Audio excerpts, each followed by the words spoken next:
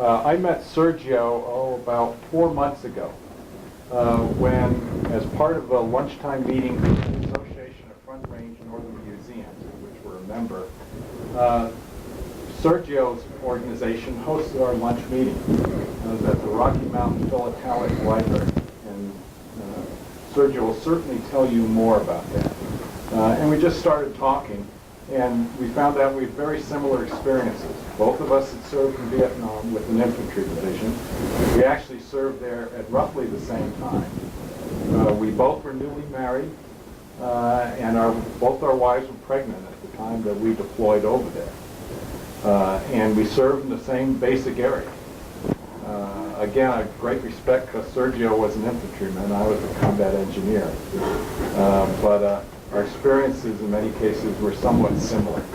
So I naturally had to ask him to come join us. And you can see from the handout here, what I find fascinating is his observations. And I hope once we kind of get a little into it, you might ask him about some of his personal observations related to the Vietnam War and service there. But again, what's equally fascinating is he's become an absolute expert on the history of stamps and the use of stamps to tell history. And we'll hear a little bit about that, and I hope to get him back for another special engagement. So without further ado, thank you. Sergio, thank you, Mike. Thank you. Good day, everybody. Welcome here on Memorial Day weekend. Hope you all have a nice Memorial Day and observations, okay? I tend to get real excited. I tend to get real loud, so I hope I'm not too abrasive to some of you, okay? I also tend to be a little bit irreverent, and sometimes people get upset with me. And if I am, just say so, and I'll try and modulate my, my tenor, okay? My name's Sergio Lugo. I am a retired federal employee. I had worked for about 35 years with the feds in public welfare administration with Indians and state governments in this area. I retired after a slight stroke, and I've been basically heavily involved in a stamp library here in town for the last 10-20 years. I am the president of the library, and as Jerry said, it's a 501c3. And I think the museum is going to probably wind up getting a lot more material than they need in the way of stamp material from us at the library, because I was observing things, etc., and I wanted to make sure to mention those to you. I entered the Army in July of 1968. My wife and I were married shortly thereafter. On the same day I got my orders for Vietnam at 8 o'clock in the morning, we found out she had been pregnant. It was not a happy day for my wife because infantry officers were not expected to make it for long periods of time in Vietnam. After that, I went to jungle warfare training school and went to Vietnam. I was assigned to the 1st Infantry Division. Sometimes you just never know about what things happen, but the strangest thing happened to me in the training camp, and when we were just ready to leave, the lieutenant and I, one of the lieutenants and I got to be friends at the training base, and we had our orders changed the next day. I was supposed to have gone to a straight leg infantry unit, and he was supposed to go to a mechanized infantry company, and the orders got changed. 2.5 months later, I found out he had gotten killed in action. So, you know, sometimes you make the observations there, but for the grace of God go I. Okay? And that's the way it is. You just don't know what explains things. We served, for those of you that are unfamiliar with Vietnam and the area, we served in 3 Corps at the time. 3 Corps was the area bounded by the Mekong River and up to about here. It included Saigon. And in the area of responsibility for the 1st Infantry Division was in this area right around here, what some of us call the Parrot's Beak and the Angel's Wing. Okay? This included such places as Nui Bao Den, the mountain that you see there on the picture, which is the high point of the area, and such places as War Zone C, which was the command centers for the NVA and the VC. It was the terminus for part of the Ho Chi Minh Trail, and so he had a lot of infiltration around this area into the Angel's Beak Parrot's Wing, what we also call the Iron Triangle, the Trapezoid, etc. War Zone C was this area right here, was all jungle. It was heavily attacked with Agent Orange. I don't know if it was when I was there, but it was the heaviest concentrations of Agent Orange dumping, to defoliate the jungle, etc. An Lac, which was the provincial capital right about here, was the first provincial capital to fall to the communists in 1972, after the beginning of the American withdrawal. The NVA regiments and battalions overwhelmed the ARVN forces and took control of An Lac. It was, like I said, the first capital to fall to the communists during the war. Generally characterized by jungle, okay, heavy vegetation, etc. I was assigned to a mechanized infantry unit, and you guys got to understand something. Fighting in a mechanized infantry unit is different from fighting from a straight leg unit, okay? If some of you have ever been in the infantry, you'll recognize the differences.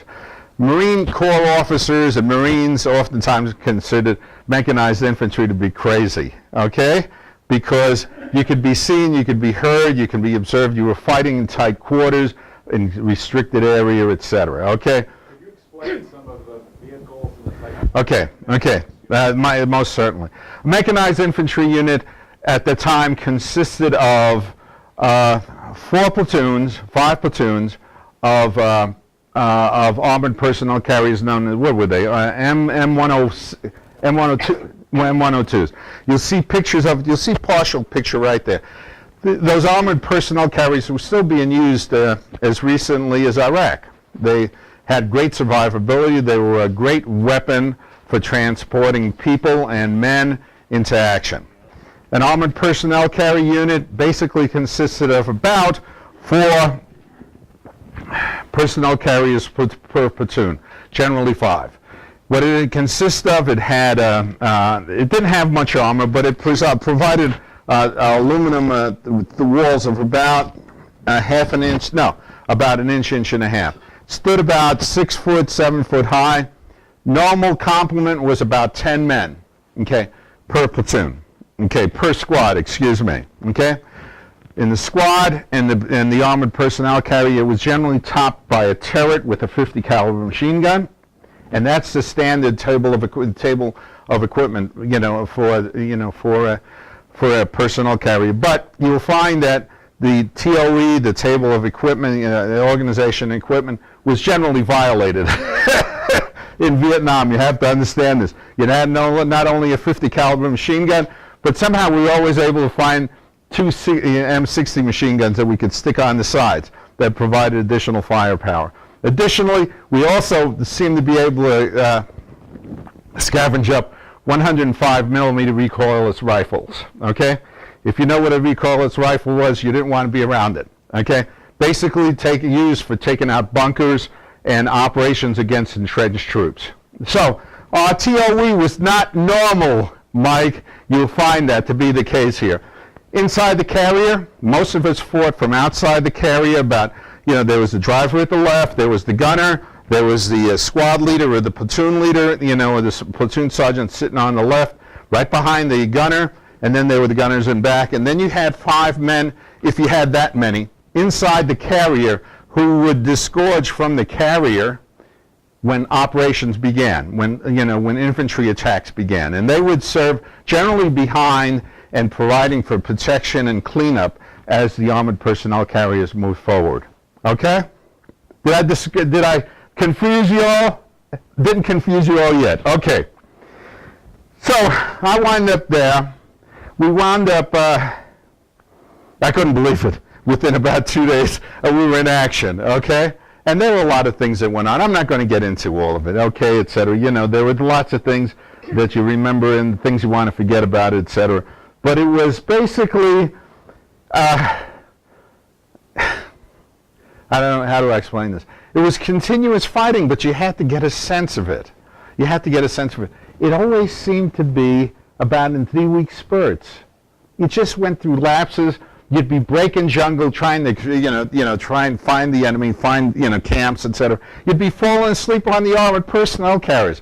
And then all of a sudden, you'd start waking up, and then you knew something was going to happen. And this always seemed to be in 3-week cycles. It's a stupid observation, but that's the observation that I made, okay, about myself, and how we operated. We were part of the 2nd Infantry Regiment. 2nd Infantry Regiment. I'm going to wear my official cap now. Okay? There you go. Light blue of the infantry, okay? 2nd Infantry, the 2nd Infantry Regiment still is fighting today. It's still in operations in Afghanistan.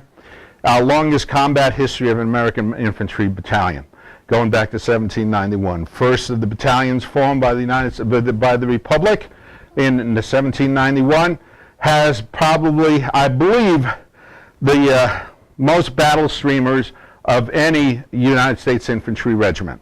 Okay? Wiped out in 1796 in the Indian Wars. 1,200 men killed in that particular, 600 of this 1,200 men killed in Ohio were killed in that battle. The battalion, the regiment was wiped out. Had a continuous history through World War I. World War I stationed in Hawaii, then moved over to the United States for deployment during World War I, but the war ended. And World War II, served with the 5th Infantry Division. In 1963, transferred to the 1st Infantry Division. It is one of the organic units of the 1st Infantry Division, and continues its battle traditions. Okay. During Vietnam, during the time I was there, it was one of the few infantry battalions that won a valorous unit citation. It won two of them in the battles of Anlock, in which I served in that area. Okay, not a whole lot more to say about that. After the war, I was there for about 6 months, and then I was transferred to a straight leg unit patrolling a rear area base. Went back home with the first return of soldiers under the Vietnamization policy. Came back, went to work, eventually went to graduate school, went to work up with the Department of Health and Human Services, and then retired. I've given you a handout of some of those experiences, okay? And I've given you some observations, okay, on the front and the back here. I'm not going to go into war stories, but I want to make observations with you. And I'm going to let you raise the observations that you want. They're all listed right there. Take the one that you want to make observations about. And if you've got other observations, you're welcome to do so, okay? Or things you'd like me to ask that I won't mind getting into, okay? I don't mind getting into those, and please, you're welcome to ask the questions. And, ask, what in the world am I saying? What in the world am I saying? Okay? For example, I'll make the observation that, that said, I wish the Army had told me that 45, 50 years later, I'd still be remembering all this stuff. That's what the Army never told me that. Now, it's not that I think about it every day, but you're always surprised at how things come back into your mind. I don't know, for those of you in the service, if you realize that, and most of you, I think, must experience it, where you remember things that just come back at you. It's flashback. It's a negative flashback. It's a positive flashback. I just wish the Army had told me I'd be remembering this stuff. That's all I can say. Okay, next one. Any other observations you want to make? Speak up. Don't be worried about it. Go ahead, sir. You tell me your name. Yes. Go ahead. To expound on your fog of war. Stan and I were talking about this a couple days ago. Stan, I was hoping was going to make it here with me today. Was going to make it with me today, but he couldn't. And we were sitting there laughing about it. There are things that you can laugh about. Stan was a straight-leg infantryman, okay? He was up in I Corps with the 4th Infantry Division. He was a long-range reconnaissance patrolman, okay? He was a sergeant at the time, okay? And we'd sit there talk about, his experiences were totally different than mine. They'd go on long-range patrols with 4 or 5 men for 5, 6 days at a time. You know, totally nerve-wracking, totally different, etc. And what we were talking about was how when you get into an engagement, all you're trying to do is preserve your nerves because you're trying to figure out everything that's going on.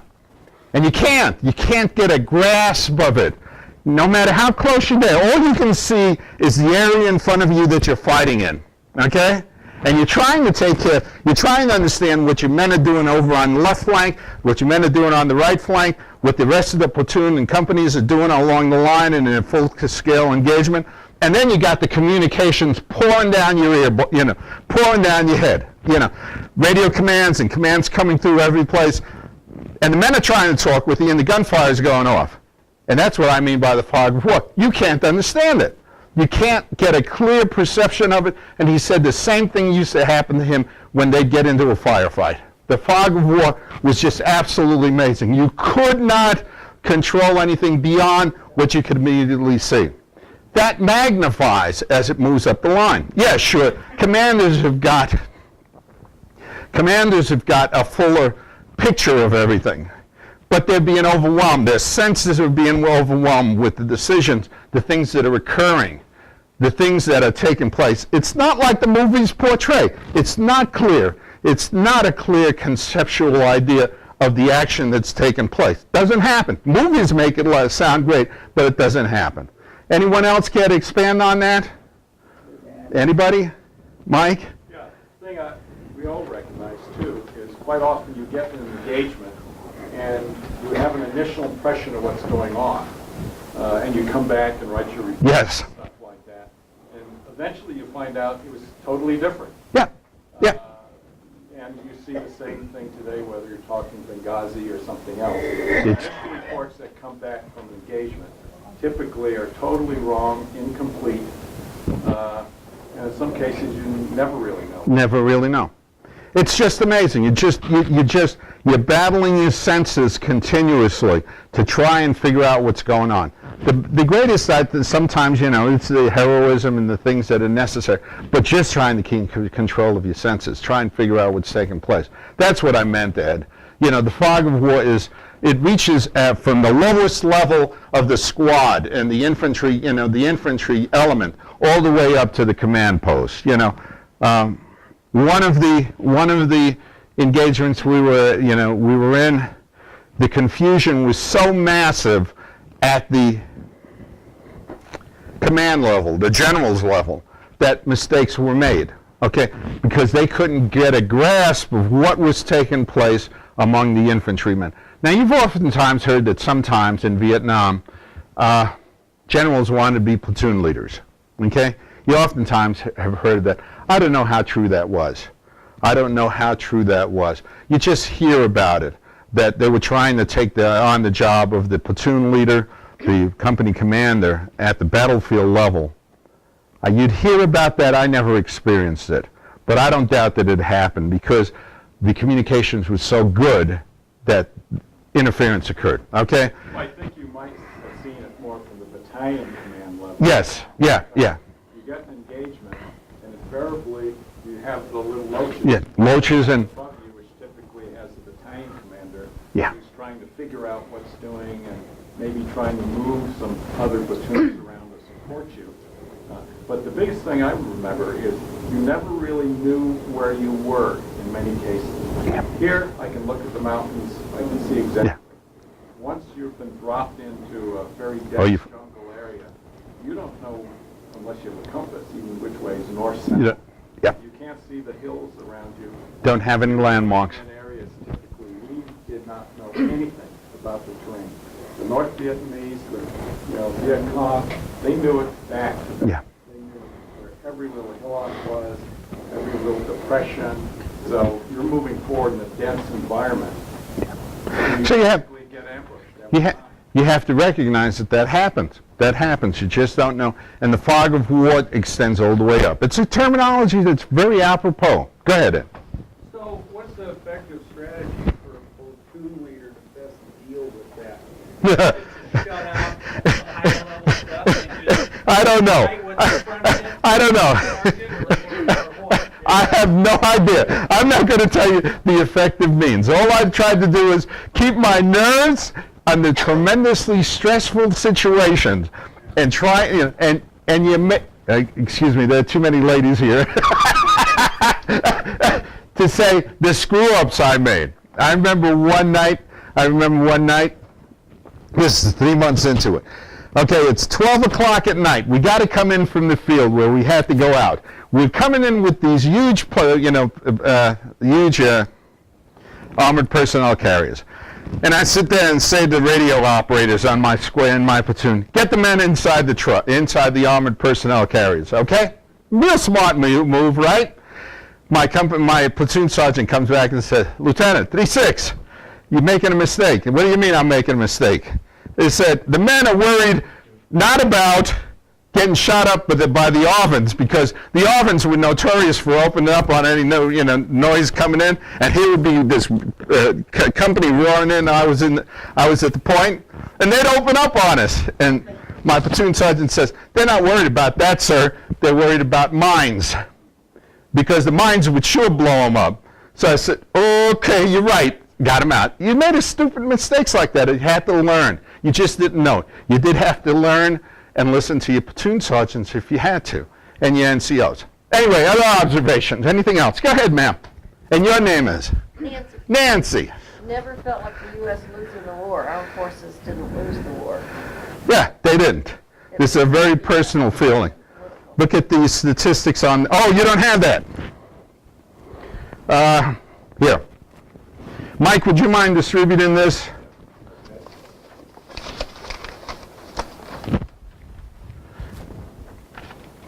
The last 2 pages on that handout are the same thing, are the various statistics of the war. Okay? Just, you know. First page kind of has. Yeah, it's, okay. Let me see. Oh, the back page? Oh, Let me see what we got. Did they get stapled? Well, I know. No, I don't think. Oh, they didn't get stapled. Why not just read off some of the Okay. statistics, and we'll make that. Well, we got a staple. No, I got to staple them. Okay. Just read off some of them. From the War Information Center, and you have a copy of it, okay? The War Information Center on the Vietnam War.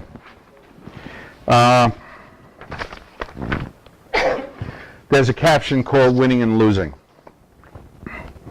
82% of veterans who saw heavy combat strongly believe the war was lost because of a lack of political will. I'm one of those 82. Okay?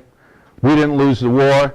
We were sitting there. We were highly successful, etc. Now, as far as I'm concerned, and then nearly 75% of the general public agrees with that. As far as I'm concerned, we weren't losing any war. We weren't losing any war in 1968, 69, or 70, or 71. Now, if the U.S. Congress wants to lose the war for us, let them. But don't come telling me that we lost the war. I'm sorry if this offends people, okay? And I'm sure that gets a few people irritated, but that's not my, my feeling is exactly that, Nancy, okay? Yes, we took 55,000 casualties. 55,000 men were killed in action, okay? 200,000 wounded. Yeah, 200,000 wounded. That's the conduct of foreign policy. Now, many people may not believe we were there properly, etc. Okay, well, I'm not going to get into political motives, okay? A lot of people don't believe that war is necessary, and that's just the way it goes. I'm not going to sit there and get into those kind of arguments. Are you looking for the handout, sir? Yeah. They're going to... Yeah, we'll pull that. They're going to bring it by. The handout goes into talking about other things, and I'll mention those to you just so you know. The average age of GIs in Vietnam was 19. In World War II, the average age was 26. You were dealing with young, impressionable soldiers. One of the observations that I made was one of the things I couldn't believe was when the soldiers, when we got into action, and they kind of thought, I can't believe this. They get up and walk away in the movies. you'd have to sit there and deal with soldiers that thinking that this was a TV game. You know, you just, okay, let's get this straight. This is not TV. This is not movies. You know, those were things you ran across. You had a question over here. Yes, sir. Yeah. What was your first reaction when you came under fire? What did you think the first thing you thought of? My men thought, and I thought I handled it extremely well. I was trained to handle it. Where the hell's it coming from? Where's it coming from? Well, we knew it was coming from. Okay, you always know that. Yeah, you always knew You that. know where the hell it's coming from Yeah. for a while. Yeah, I'm going to kick in the perspective of a rifleman. Yeah. Not as an officer. Yeah, yeah. Just as a buck sergeant moving Yeah. the Marines. yeah. It was always from the front. Yeah. You had to clean up on the way back. That's right. On the way while you're going through, and you had that's what the squads were doing. So you asked me what my reaction was. I think I handled myself beautifully. I got worse the longer I was there. We had a lieutenant who'd run behind the skirmish line yelling, everybody down, and we'd lay bets. How many times are you going to get hit? Yeah. When it was over with, we collected money, because you never got hit. You know, what happened was it was amazing. You get more experience, and you see what was happening. And you'd see what was happening in terms of the casualties, etc. It got worse in terms of your nerves. Yes, ma'am, you had a question. You said don't trust the French. I wasn't aware that the French were very involved. No, they weren't. Remember, Indochina, French colony for about 100 years. Okay, kicked out by the Japanese, 1941. Ho Chi Minh and the Viet Cong, Viet Minh, or whatever they were called at the time, raised a domestic rebellion against French domination. And they continue that rebellion into 1945-46. They expect that they're going to gain independence. Well, they didn't. The French reimposed themselves as a colonial power and a colonial government over Vietnam. Kicked out basically by Dien Bien Phu at Dien Bien Phu in 1954. But in the settlement that settles the war, you know, you have the split between North and South. And, you know, they continued, you know, a presence there. In the case of the French, it was fascinating to go, you know, on the field, working around. You'd run across old French tanks that had been blown up, et cetera, 50, 60 years before. In the case of the French, now, I don't want to get sued here by the Michelin Rubber Company, so please don't say anything. The Michelin Rubber Company was still operated by the French. So you'd sit there and be engaged in a firefight in action, etc. and catch up with a French manager. Said, "Where are the gooks?" "Excuse me, I'm sorry." Politically correct. Okay, the VC and the NVA. Okay, where are the VC and the NVA? "Well, they're over there. You can hear all the gunfire over there." He was trying to pay his taxes to VC and NVA, okay, and not inflict as much damage to his property by us fighting there. So, didn't trust the French. You never trust the French. So, we made sure to blast a few more rubber trees with our 50 caliber machine guns. Real simple. You destroyed a few more of them because it provided protection routes. Remember, we're talking about War Zone C and the route that and this entire area, which is the infiltration route. What we fought against were mainly mainline NVA regiments. We weren't fighting against VC, guerrillas, etc. We were fighting against mainline infantry regiments, and they were good soldiers. There's no question about it. Ma'am, you had a question. What can you tell about the tunnels that... Never ran across them. Oh. Never ran across them. That was along the river. That was along the river. We really basically fought north of the river. It was an area of operations from 25th Infantry Division. Yeah. Mike, you want to say about We were that? down in the area around Swanlock, and we participated in several combat air assaults. In the deep jungle area, they'd fly over, drop a 15,000-pound bomb into the jungle, and that blasts a little hole. And then we would helicopter in with the infantry, blow up a bunch of trees, and normally they would try and dump it right on top of what they thought were a tunnel complex. And then we'd come in and run around and throw in demolitions and stuff into all the bunkers. But the thing is, the North Vietnamese in particular extensively used tunnels, dug-in fortifications, just everything, everywhere. And that's what made this so brutal, because our basic way of operating, like what you guys did, was often called a hammer and anvil operation. You'd helicopter in a force behind where you think the enemy is, and then they would come in as a hammer to try and push them into it. But what you'd find, as soon as you got out of the vehicles or us off a helicopter, you're into a jungle area that you can't see 15 feet ahead, maybe 30 feet. So what you'd be running into is a whole series of dug-in bunker complexes that you don't find them until you're maybe 10 feet away. You lose 3 men right off the bat because they get blasted away. You engage them, bring in artillery and stuff, and they withdraw to the next. You move up to the next, and the same thing happens all over again. Yep. There's a very good book called Ripcord, which talked in the same period we were here, up in the Central Highlands, Ashaw Valley area. The 101st Division fought for 4 months over retaining one hill in the area which could control it. And we brought in B-52s, they brought in everything. And you couldn't you couldn't get the North Vietnamese out of the bunker complexes that circled the whole area. And eventually we gave up and withdrew after a lot of casualties and stuff. And that was not a unique experience. No. That area that we're talking about. Yeah, they were very complex from what, they had different depths, and they were very good living for them. Well, there's a whole That was. complex in Chi, which is our division base. They dug it all up underneath it. They had 40 years of working at water to dig holes. They dug good holes. Now, we'd run across bunker complexes all over the place. You remember I told you about the 105 millimeter recoilless rifles? That's what they were used for. You'd come up on it.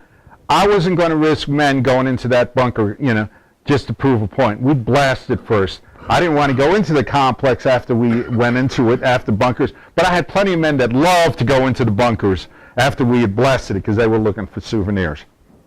Believe it or not. They were looking for souvenirs. But the Hobo Woods, the War Zone C, was just laced with bunkers. And what they were, if you guys, don't even think about them as concrete bunkers. They were earthen embankments with trees cut down, upon which trees and firing ports were built up. They were maybe, if this is ground level, they were maybe that high, okay? But they were entrenched inside, and they provided firing slits, etc. And that was a bunker. It wasn't a concrete bunker like you see in World War II, but they were just as effective in stopping bullets and material, fire coming in on them. So we were destroying them all the time. Other questions, comments, any observations? Go ahead. Anyone from back there? You mentioned great respect for the bravery of the NVA. Oh yes, very brave. But one of the things we could never figure out was whether the bravery was marijuana induced. Lots of marijuana on dead VC and NVA soldiers. It was medicine. Hey, they didn't have the medicines that they had in the United States Army. They used whatever they needed to get through grueling times. Great respect for them. Great respect for them. But we just always tend to recover a lot of marijuana from dead bodies. Ed. Wondering if you could explain oxymoron, sane and rationally hard. Okay, we're all rational people, right? We're all rational people. We don't let our emotions get us under control, right? Nah, never happens. So you're in a firefight. You get separated from your radio telephone operator, Shorty in this case. I see Shorty and I'm yelling at him, get out from under that little twig of a rubber tree. Because what we're doing is capturing fire. I finally get over there, he can't hear me, firing starts up, where do I hide? On that little twig, on that little twig of a rubber tree. I couldn't believe it. What am I doing here? I got out of there as fast as I could. Other times, oxymorons is, things like, you're safe behind, the rear view, rear lines. I'm the executive officer at that time. My company gets in a heavy fire engagement along Thunder Road. You'll see a picture of Thunder Road right there. That's that left picture. It's a highway. It's a modern highway, by the way. We cleared it out. It was a narrow lane, not wider than about here to about where Mike stands in 1956 through 1968. Because of the vegetation and the heavy vegetation, the United States Army used its Rome plows, which were two big tractors with a big chain right across it, and they'd go sweeping through and they cut down all the trees, widen the road from that side to about 100 yards. And this way you couldn't get ambushed in firefights along the highway, okay? And so here we are, and caught up in a big fight with NVA troops, etc. And I'm responsible for the payroll of my company. So I'm sitting there saying, they need officers out with the fighting troops. So I take my $26,000, and what the hell do I care about $26,000? You know, the United States Army can come up with the money if something goes wrong. Stuck it in my frickin' battalion safe. Flew out there, got out to the fire, and I asked the company commander, can I help out with anything? Yeah, guard the prisoners. Okay, help guard the prisoners. Would you? You know, the 3-6. I did. And then I get called back and I get chewed out by the company commander. This was another company commander for having left the 26,000. It was, excuse me, it was safe. You need it, you know. But the point is, most of us wouldn't do that. You say, you a moron, Sergio. Just stay with the 26,000. You don't go out there. You know, there are other things. You just run across these things and you just sit there and say, and you think about it and you look back at it and you say, what kind of fool were you? Okay, next one, next comments, questions. Anybody? Any observations there? Because I'll be happy to talk about stamps. Go ahead. I was just wondering about any wildlife that was also a threat to like. You hear about tigers. I never ran across them. Never ran across them. You hear about elephants in some of the islands. Remember, you're talking a part of Vietnam that's about 30, 40 miles at the most from Saigon.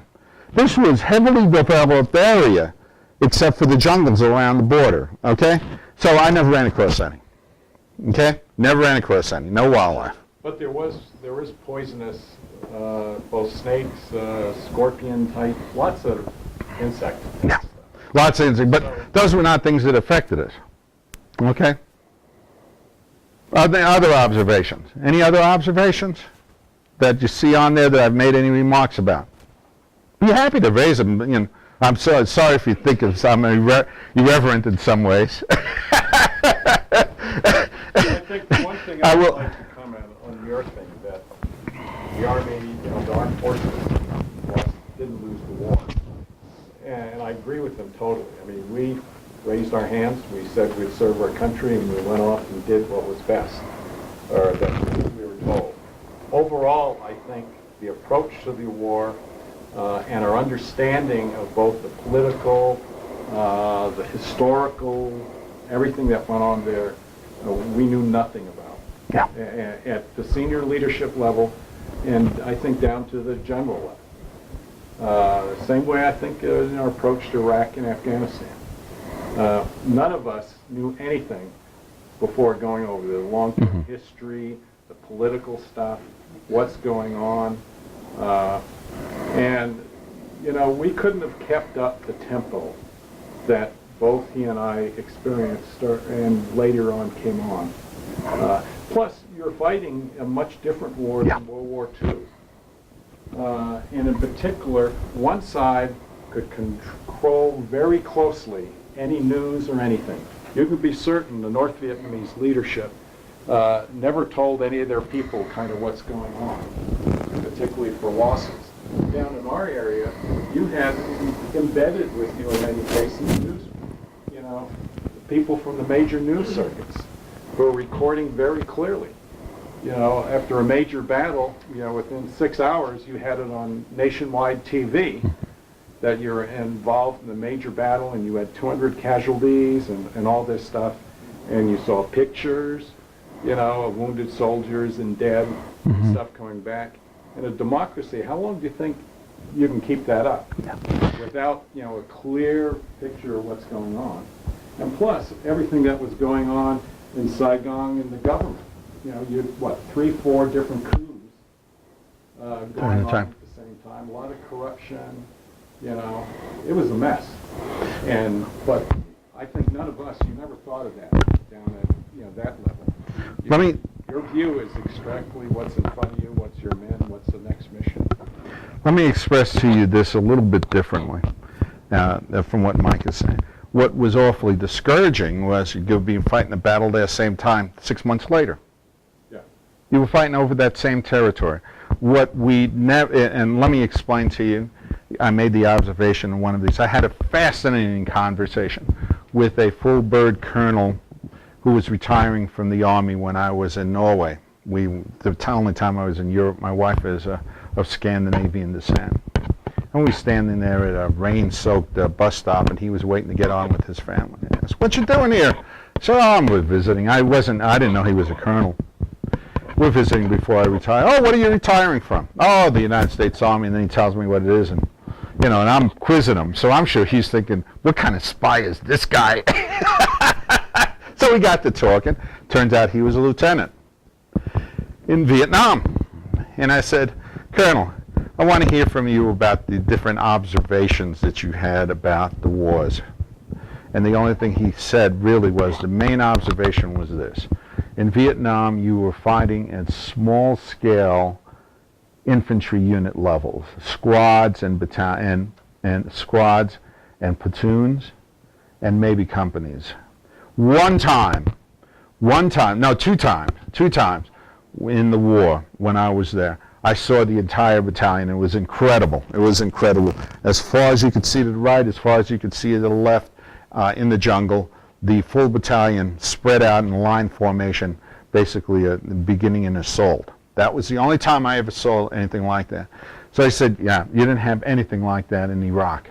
He said, "It was divisions with the full line all the way down." He said the huge difference was the personal nature and the small-scale nature of warfare in Vietnam, as opposed to the huge combat operations that they had, which speaks to the kind of war we were fighting.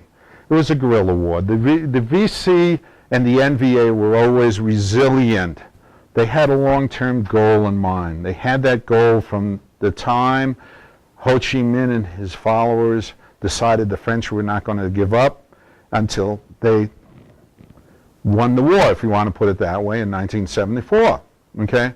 It was very much a small-scale operation in which they could pull back their forces, regroup, and come back. So despite the punishment that was inflicted on the NVA and the VC, they always had a goal in mind that they felt that they were always achievable. And they controlled the message. Yeah. And I don't know that they controlled the message, but they sure influenced the message. Okay? Any other observations? There's got to be a few more. If not, I'm going to start talking on stamps. How much time do I have? 20 minutes or so. 20 minutes? Okay. Thank you for listening to me on that. Lots of other observations. I don't know, for all of you that served in wartime and combat operations, you all have very personal stories that you don't want to get into. Thank you for your service. This is the most I can say, okay? Because it's an honor to have been a member of the United States Army, as far as I'm concerned. Okay? Now that I've got that hat off, how about if I put on my other hat? Okay? Voila! Okay, this is my Uncle Sam hat that sometimes I wear. Oh, excuse me. Okay, I get it back in. I got to be careful. I can't tip over. This is my Uncle Sam hat with all the stamp memorabilia that we pick up down at the library. Okay? And so I take all these stamps and I put them on there, okay? And I walk around and it's too heavy. I was a stamp collector beginning at the age of 7. Have continued as a stamp collector all my life. It's a fun hobby after the war, and it's soothing. It helps relax you. You'd be surprised at some of the many soldiers and veterans that we have as members of the Stamp Club. If I could talk them to come into here and talk with you, you'd love listening to Vice Admiral Richard Truly. And I don't know if you know who Vice Admiral Richard Truly was. He was a shuttle commander, space shuttle commander for 8 voyages. He was administrator of NASA for 8 years. He was a combat fighter pilot in Vietnam, okay? And then there are people like Stan Klivenstein, who was a soldier. He was a straight leg. You got people like Tom, who were servicemen, at first, combat,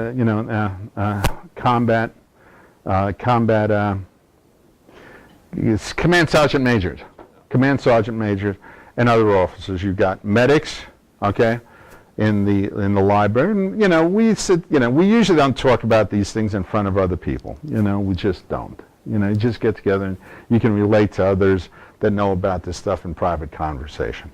But most of the folks don't understand it. So we've got a lot of members at the library who are veterans of one kind or another. Part of that is because most of you don't realize how much correspondence and letter writing there was on the part of the American military, and how much information of a historical nature, okay, was preserved by writers, okay? And most of it is lost until someone starts digging into it. There should be a picture on the backside on the second page that kind of looks like this. Okay? It's an envelope. You can barely make it out. It's a lot larger. I picked that up about 6 months ago as a sale from somebody. It was the ugliest letter I'd ever seen. It was the most damaged looking letter I'd ever seen. I couldn't believe it that I was shelling out $200 for that. Okay? I couldn't believe it. I couldn't figure out what it was. I did sell it to a friend of mine for $225 after I figured out what it was. You can't make it out. Right in the center of it, it says, Mob Hosp. And I'm sitting there saying, Mob Hosp? What is this? Mob Hosp, Mob Hosp. What in the world are they talking about? Some kind of mob involved in something, et cetera, et cetera, et cetera, et cetera, et cetera. Nope. Finally came down to, after doing a lot of research, mobile hospital. The recipient of this letter was a member of the first, and you guys have heard of this because of the comedy, MASH unit of the United States Army. 1917. Experimental. It was experimental. He was an X-ray technician. He was an X-ray doctor. And you remember, X-rays were just relatively modern at that time. Okay?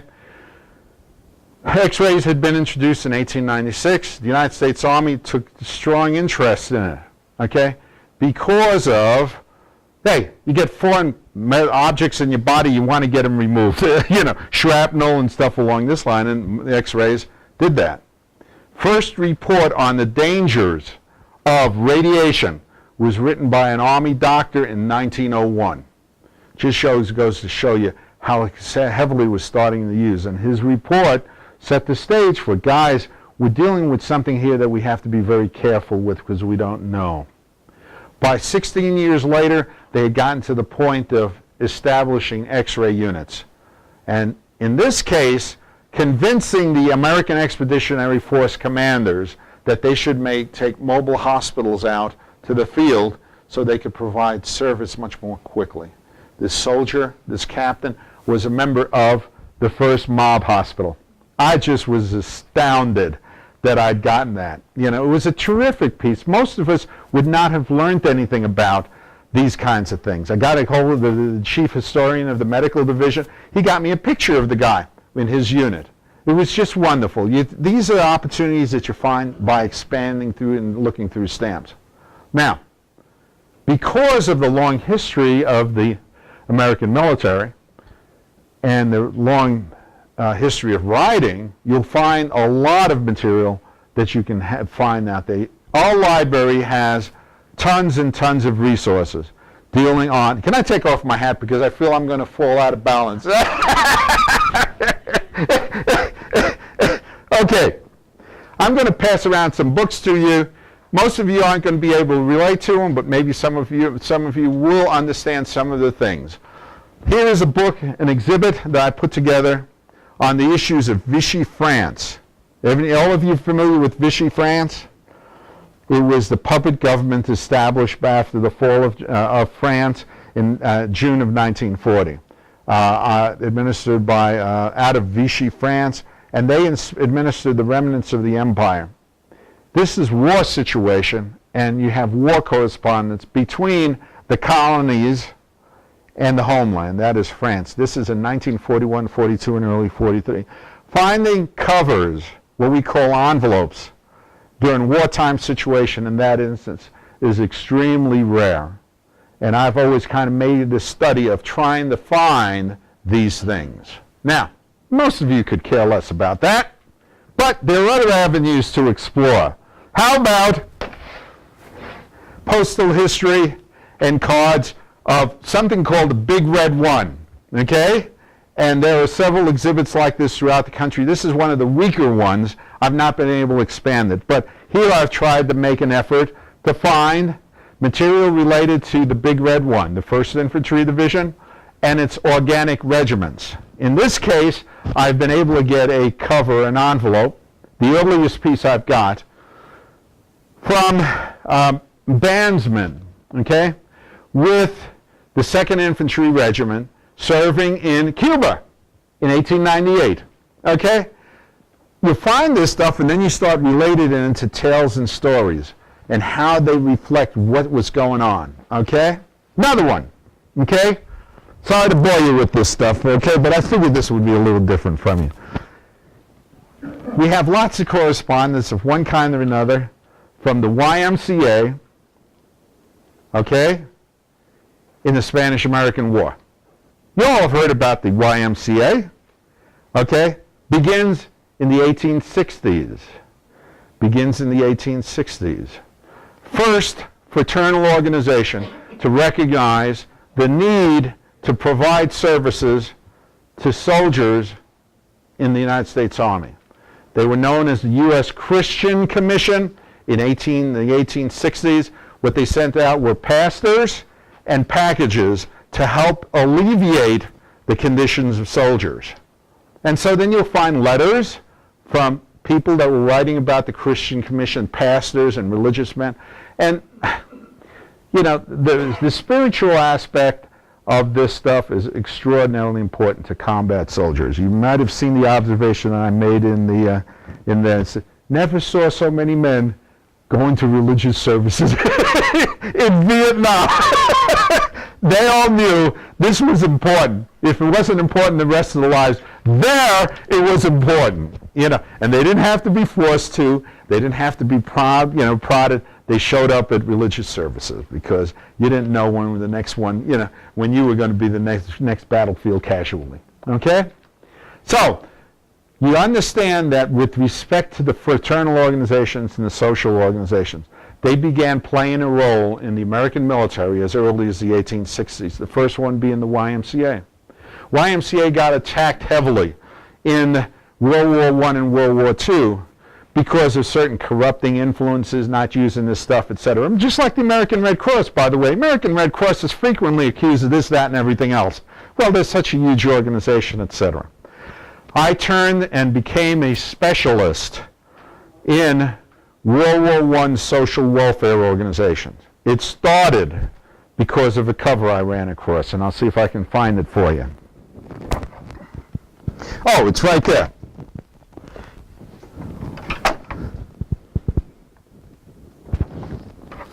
If you look at the handout on the second page, you'll see a card right in the middle of the page that looks like a soldier on it, and it says returning home.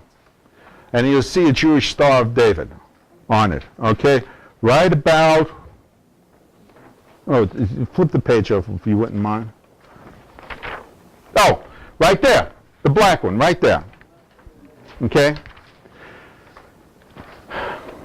I'd gone to a stamp show down in Arizona, picked up the card. Now, before you all start accusing me of being an anti-Semitic person, it's put it in the context. I'll make a remark that will sound like I'm anti-Semitic. I grew up with Jews, respect them, etc. But I saw this card, and I said, what is this Jewish propaganda from these Jews?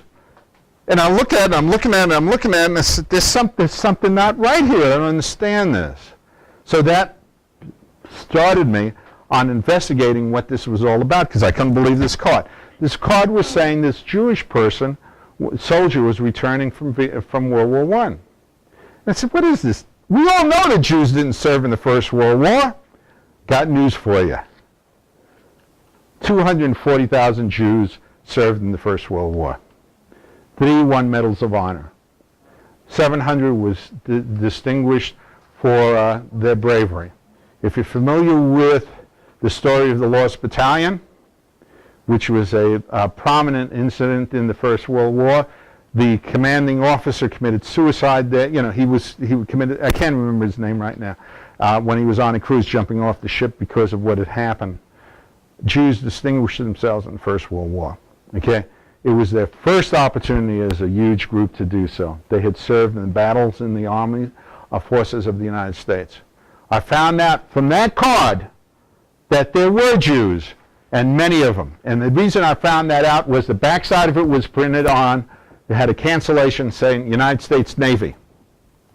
Now, once you start learning this stuff, you say, wait a minute, why do you have this United States Navy mute cancellation? Because the Navy didn't want its ships to be identified when they were sunk, because they didn't want intelligence falling into the hands of submariners.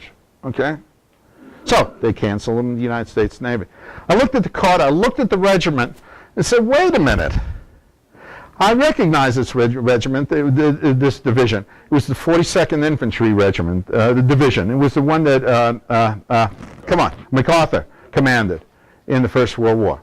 Okay? I said, I recognize this. I looked at the cancel, and I remembered something from reading history. The 42nd had come back as one unit aboard one ship. Aboard one ship. It was the USS Leviathan. 25,000 men came back on one ship. Oh, wait a minute. U.S. Navy, Leviathan. Let me check something. So, I checked something at the library. Now, I know there are a bunch of you guys in the Navy around here. I sailed the Navy to see the world, and what did I see but the sea? That's what I remember about the Navy, okay? So all you Navy guys, don't get upset with me. Many of you may be familiar with a volume of literature put out by the United States Navy on the fighting ships of the United States Navy, known as DAMF. DAMS, the Dictionary of American Naval Fighting Vessels. It's now in electronic form, but the DAMF, as it exists in paper form, is about 12 volumes. So I started looking, USS Leviathan. I found the USS Leviathan. Yep, it had been in the service of the United States Navy from the end of 1917 to the beginning of 1919. Yes, there had been an actual card. This was not a propaganda card like one dumbbell was thinking, that was really reflective of Jewish service. Okay? It was a great discovery. 400 hours later, 400 hours later, I developed the first of 12 monographs that I've been working on. Okay, I'm up to the 5th one. The 5th one I'll tell you about in a minute. Jewish Welfare Board and the service of Jews in the First World War. Okay? That's what it goes on. All based on covers, postcards, and memorabilia of Jews from the First World War. I'll circulate around to you. I had a great time. You know, you learn things, you get over misconceptions. You said, wait a minute, you know, there weren't any Jews serving in the First World War, and I learned otherwise. Okay? So let me circulate that with you. That's the first one. Then I lead to others. Okay? I've completed. That's about. Kind of wrapped it up. Okay. I've completed four more of the monographs, and I'll tell you about them. And all this other material is historical material and stuff related to American APOs. Okay, mail service in the Second World War. We got more. I brought up just a small sample of what we've got. But the 4 monographs that are completed, the 5th one I've got in my bag. Many of you have never heard of the National, it'll come back to me. It'll come back to me. Let me start with these first. Monograph on the Salvation Army and its service during the war. First World War. Salvation Army was the spear, it was the tip of the spear as far as they were concerned. They were serving with the frontline troops, providing meals, providing relief, providing medical services, etc. Okay? National Lutheran Commission. And by the way, all of these start out with a cover or with an envelope with a postal history piece that I pick up. Okay? And then I'll learn more about them. Let me go ahead and pass it back there to you. And these are all available from me, etc., if you want to learn about it. And the last one I'm going to mention here,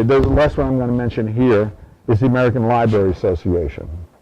I learned about the American Libraries Association and work in the First World War, distributing 10 million books and getting things out for people to read, because the American Library Association knew that reading and literature relieves the mental stresses of men in combat.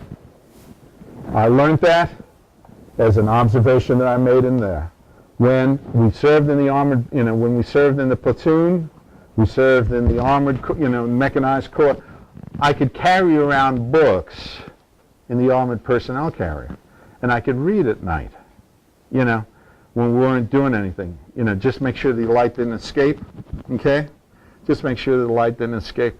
And those books, 70 years later, were the offspring of the American Library Association. So I made sure I was going to get the American Library Association written up, okay?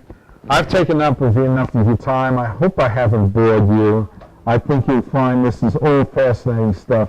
I didn't want to get into war stories. I tried to avoid those with you.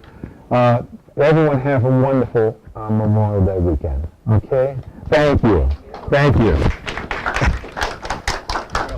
Sergio? Yes. I'd like to present you. Isn't anything really great? A coin, It's yeah. a challenge Coin, coin from yes. the museum. Thank you. Thank you very much, Mike. Appreciate it. Okay? And what I'd like to do is to make another arrangement with Sergio to come back sometime, and we can lay out a whole series of the tables and can lay out all these monographs and the different things that Sergio has. And again, he can just kind of go right down the line and show us. I just was fascinated when we visited his library down there. Yeah. It's amazing. I think it's the second largest. It's the second largest stamp collecting library in the country. Yeah. We started out with 2 nickels to rub together, and now we're running a budget of about $140,000. Yeah. Okay, so there's hope for you yet. Where is it? Which is quite well. But I would like to just mention a few things about the history of Memorial Day and our upcoming event. So, Major, we need to get you decorated here. Thank you. they won't hear you in the other room. Well, tell them to come in this room then. No, you'll never get them away from the donuts. Here, I'll get that. If you don't mind. I'll stick that on your belt behind you. Okay. One. Good. Yeah. Oh, here, let me take that. Just put that over there. You want to put that on the Yeah. easel? No. Yeah, hold on to my glasses for a minute. Hold on to those.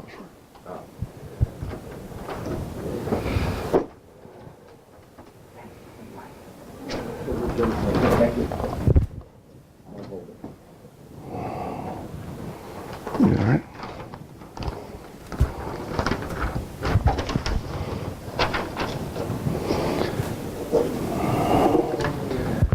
Well, a little bit about what I would call Decoration Day. Looking around the room, I think probably most of you grew up knowing it as Decoration Day. That's not to imply that you're old, but you know, Decoration Day, when I grew up in a small town in New Jersey, was really quite a deal. We had parades, we had speakers, park with patriotic bunting and everything all around. I feel myself that things have sort of changed since it became a 3-day holiday. I know there are a lot of people that still remember what it was all about, but there are an awful lot of folks that just think of it as another 3-day holiday, which I think is a shame. In fact, several veterans organizations, including the Sons of Union Veterans, are trying to get it back to the 30th of May. Probably won't happen, but the origin of Decoration Day goes back way before the Civil War. However, it did not formally become a holiday, or not a holiday, but a day of remembrance until during the Civil War. The first, I'm going to have to give me my glasses back. The first recorded remembrance actually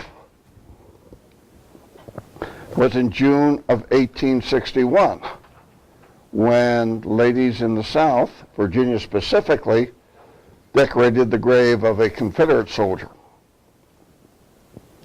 In 1862, the women of Savannah, Georgia, decorated the graves of Confederate soldiers. On July 4th, 1864, the citizens of Boalsburg, Pennsylvania, held a formal ceremony honoring the Union dead.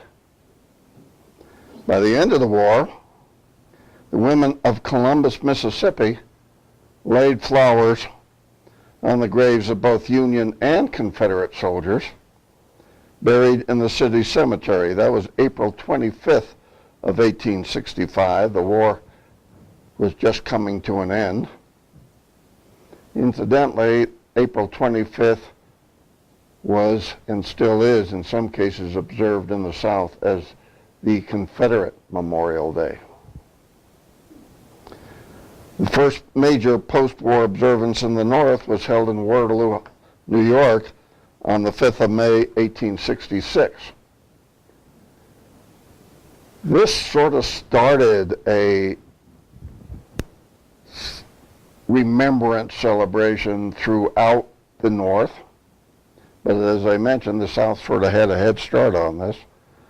The people that started the observance in Waterloo knew, or one of them was a Union general, ex-Union general, and he was a friend of General John Logan. General John Logan at that time was the head of the GAR, the Grand Army of the Republic. Grand Army of the Republic was basically the American Legion of the time, specifically for Union veterans. General Logan thought it was a great idea and called for national observance in 1868, and the date of May 30th was chosen. There are a couple of speculations why that date was chosen. The one that probably makes most sense to me was he chose it because it was not the anniversary of any major battle. By the time after that, certainly in the North, May 30th became more and more accepted as a day of remembrance. The name was changed to Memorial Day officially in 1971. Now, the irony of all this is in 1968, I went to work for a Dallas company in their Denver office. When May 30th came around, I hadn't heard anything about having time off, and so I asked them if we were going to get Memorial Day off. They'd never heard of it. And this was a Dallas outfit. And as I pointed out, Memorial Day or Decoration Day started in the South. Now, they observed the Texas State Fair Day, but not Memorial Day. I thought it was universal at that time, but apparently not. So we, through my influence, I guess, we got the day off. And in 1971, it was the date was officially changed from May 30th to the last Monday in May. And as I pointed out, I think that's a mistake, but what do I know? At the museum, we are trying to keep that day of remembrance foremost. Not just another day in a 3-day holiday, but a day of remembrance going back to the original intent of Decoration Day.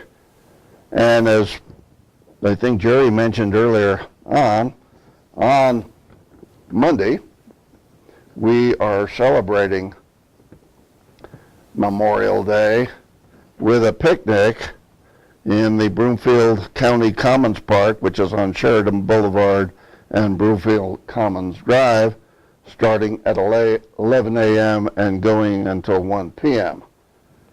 So we certainly hope that you all will join us in doing our remembrance of Decoration/Memorial Day. Flag I brought, as I mentioned earlier, the Decoration Day actually started down in the South after the Civil War. This is a representation of the third national flag of the Confederacy, and it was used as a grave marker by the Daughters of the Confederacy, probably about 1900. Since Memorial Day officially started, whoops, Sorry. bad job. Turn around. We'll do it again. Okay, stop breathing. Yeah, don't breathe.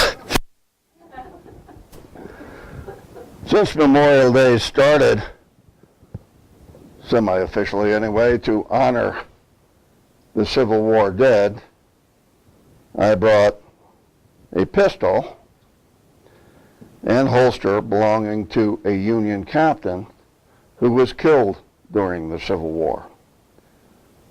It was sort of a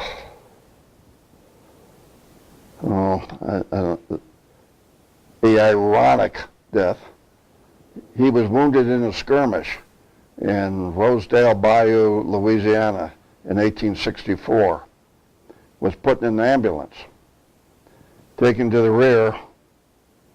Somebody wasn't paying attention. They parked the ambulance next to an ammunition wagon. The ammunition wagon was hit and blew up, and he was killed. But this is just an example of the deaths of so many people during that terrible war, and I'll leave this out in case anybody wants to look at it. Some of the items I'm wearing actually saw combat in the Civil War. The sword was used by a captain in the 116th New York in the battles around Port Hudson, Louisiana, and on May the 27th, 1863, he got a little close to a bullet. And you can see where it went through the scabbard and has been repaired. He was waving the sword at the time, so the sword wasn't hurt. He shortly thereafter after that, he transferred to the medical corps. Apparently decided you could get hurt leading an infantry company. The belt buckle and the hat insignia was worn by Captain Ezra Day Dickerman, later Major Ezra Day Dickerman, at the Battle of Gettysburg. He survived the war, barely, after being wounded 3 times. The last time during the Battle of Atlanta, the bullet hit here, blinded him in the left eye, lodged in the skull. He died 2 years after the war from the effects of that wound. That's just a brief history of the beginning of Memorial Day or Decoration Day as we observe it. Again, we invite you all to join us this Monday at the park for the picnic. And in closing, I would just like to do this. Salute all veterans who have served their country, both past and present. Thank you. Thank you very